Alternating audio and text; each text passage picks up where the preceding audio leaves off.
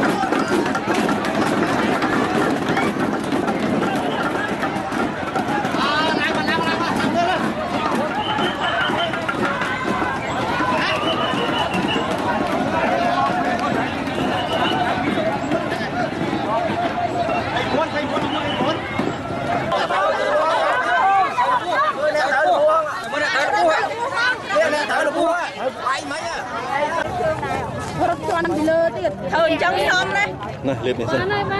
Liệp xem này. Liệp hay à? Tôi chuẩn đi, mọi việc đi. Ở việc lấy xiêm liệp chuẩn đi. Tại chung vĩnh nhỉ. Ai nè, đại kim một tô mà tao kê quay bay cái tư của má nó không mất. Và hãy cứ nhắm mắt bàn mà trích kê đa mới nhau. Lão sẽ đặt tiền là một miếng ơi. Và Trăng manh cuộc nhóm máu tiêm tia đôi tha tiêm tia đánh nâng một rốn trả toàn bàn giấy ấy không rồi tao đón một tia sầm đánh nó khơi là quạt chị ơi của nhóm đây bàn của nhóm không mà cho cha nâng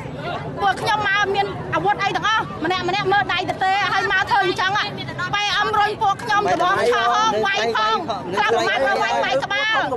xong bay tập phút thông của rốn kia đây quay cất mơ ហើយពួកខ្ញុំមកគ្មានដំណោះស្រាយទេសំបីទៅសាលាក្រុង3 4 ដងហើយគិតមើលទៅកោតកម្មឡើងចង់3 ខែលើហើយការងារសាលាក្រុងហើយនៅតែគ្មានវិធានការដោះស្រាយខ្ញុំរាល់ថ្ងៃខ្ញុំសង្ឃឹមនៅតែឲ្យមួយទៀតឲ្យធ្វើមកដល់មុខឲ្យឃើញចាំឥឡូវគិតមើលទៅដឹងមានសង្ឃឹមអីមានទៅវិញប្រហែលជាគិតរងចាក់ចោលហ្មងជឿចង់បានលុយ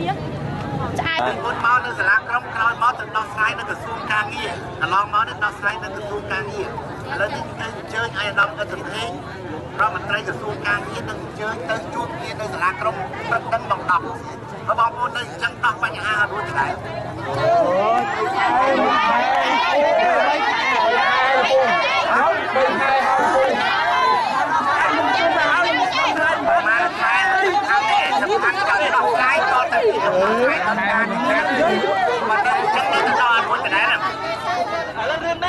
យើងបានដាក់សំណើទៅឲ្យរដ្ឋាភិបាលច្បាស់ឲ្យកម្មមុនយើងអត់ដែលដាក់ចំណុចចុងក្រោយទេហេតុអីព្រោះយើងគិតមើលទៅខ្ញុំគិតលុយមិញបានជជែកគ្នាប្រហែលជា6ទៅ7 លានដុល្លារព្រោះកម្មករវា 6,000 នាក់ជាង